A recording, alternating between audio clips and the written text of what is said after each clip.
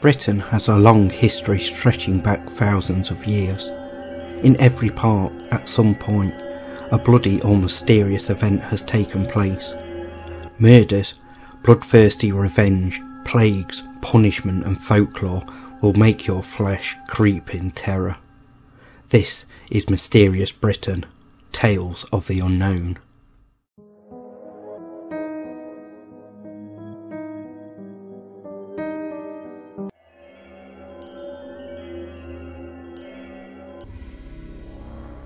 The Monmouth Rebellion was an attempt to depose James II, who in February 1685 succeeded his brother Charles II as King of England, Scotland and Ireland.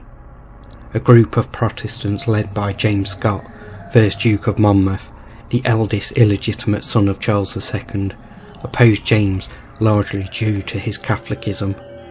Though most dismissed Monmouth's claim, he did have supporters, as in the case of Dame Alice Lisle. Alice Lisle was a landed lady of the English county of Hampshire, who had been a staunch supporter of the parliamentarian cause in the English Civil War. On the outbreak of Monmouth's rebellion, she seems to have leaned towards royalism, though she combined this with a decided sympathy for religious dissent. On the 20th of July 1685, a fortnight after the Battle of Sedgemoor, Lady Lisle agreed to shelter John Hicks, a well-known nonconformist minister, at Moyles Court, her residence near Ringwood. Hicks, who was a member of Monmouth's defeated army, brought with him Richard Nelthorpe, another supporter of Monmouth and under sentence of outlawry. The men spent the night at Moyles Court and in the morning were arrested. Their hostess, who had initially denied their presence, was charged with harbouring traitors. Alice was tried by Judge Jeffreys at the opening of the Bloody Azzarees in Winchester.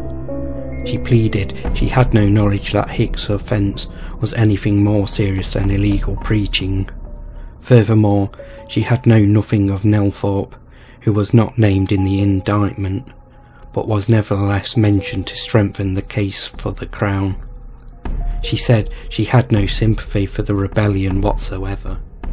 Repeatedly, the jury was reminded of Alice's husband's role in the trial and execution of Charles I, and that they should not consider it when weighing the question of her guilt.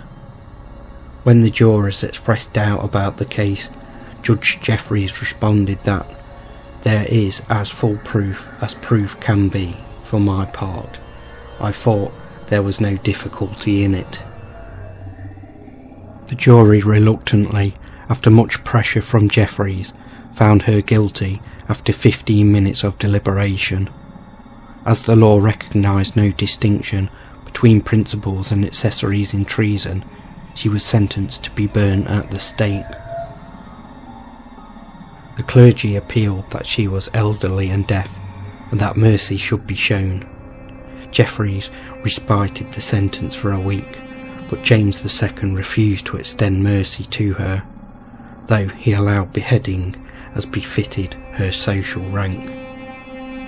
Alice spent her last night in the Eclipse Inn in Winchester, and could see her scaffold from her room.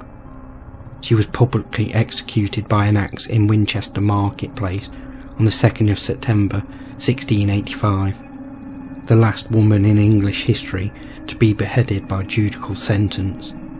She died with courage and dignity. Today, the room where Alice spent her last night is haunted by her ghost, with reports of a shadowy figure standing in the corner, bedsheets being tugged while people sleep. But most common of all is the sighting of Alice's face staring out of the window.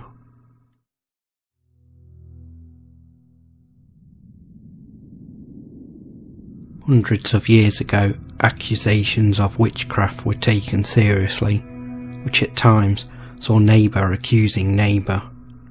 Justice rarely entered into accusations, and many were wrongly sentenced, as in the case of Ruth and John Osborne. The origin of the accusation began at the time of the rebellion in 1745, when Ruth Osborne went to a farmer by the name of Butterfield, who kept a dairy farm near Trigg, Herefordshire, and begged for some buttermilk. Butterfield, by a brutal refusal, angered the old woman, who went away muttering that the pretender would pay him out. Over the next year or so, a number of the farmer's calves became distempered, and he himself contracted epileptic fits. In the meantime, he gave up dairy farming and took a public house. The wiseacres who met there attributed his misfortunes to witchcraft, and advised Butterfield to apply to a cunning woman or white witch for a cure. An old woman was fetched from Northamptonshire and confirmed the suspicions already entertained against Ruth Osborne and her husband John, both harmless old people over 70 years of age.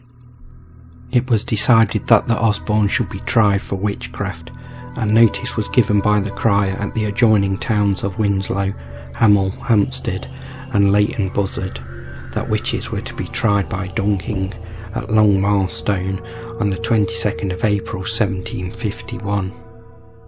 On the day specified, a large and determined mob mustered at Tring and forced the parish overseer and master of the workhouse by threats to reveal the hiding place of the unfortunate couple and to hand them over, which they were. The Osbornes were then stripped and with their hands tied to their toes were thrown into Long Marston Pool. After much dunking and ill usage, the old woman was thrown upon the bank, quite naked and almost choked with mud, and she died in a few minutes. Her dead body was tied to her husband, who was allegedly to have died shortly afterwards from the cruel treatment he received, but who ultimately recovered, though he was unable to give evidence at the trial. At the coroner's inquest, the jury brought in a verdict of wilful murder against one Thomas Colley, a chimney sweep, and against 21 other known and unknown persons. Colley had taken a leading part in the outrage and had collected money from the rabble for the sport he had shown them in dunking the old witch. He was tried at Hereford Assizes on the 30th of July 1751, where he was found guilty and sentenced to death. On the morning of the 24th of August 1751, Colley was executed at Gubblecut Cross in Trigg, and afterwards hanged in chains on the same gallows, so some justice was meted out that day.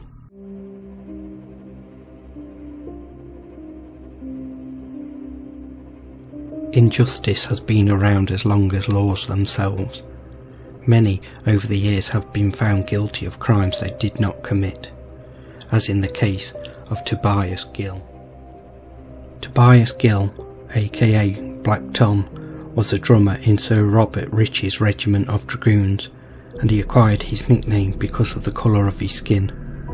Described as being in possession of great charm when sober, Toby had acquired a reputation as a drunken brawler and had been banned from many of the local beer houses. One night, having had a few ales, Toby blundered across the common, which would have been lit only by moonlight, and encountered a young servant girl named Anne Blackmore. Unfortunately, the next day, Anne's lifeless body was found prone among the bracken and gorse, and Toby was arrested and accused of her murder after being found sprawled next to her body in a drunken stupor. No signs of injury to her body could be discerned by the coroner, and little evidence of his guilt could be elicited.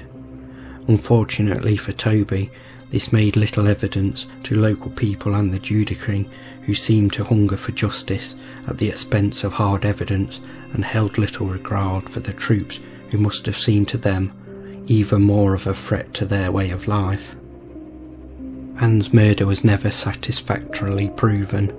It has been postulated that she died of fright, and Toby continued to plead innocence, but he was dragged in chains to the exact spot where her body was found and condemned to die by hanging from a gibbet. There his hanging body remained for several years. Today, the path across the part of the common is known as Toby's Walk.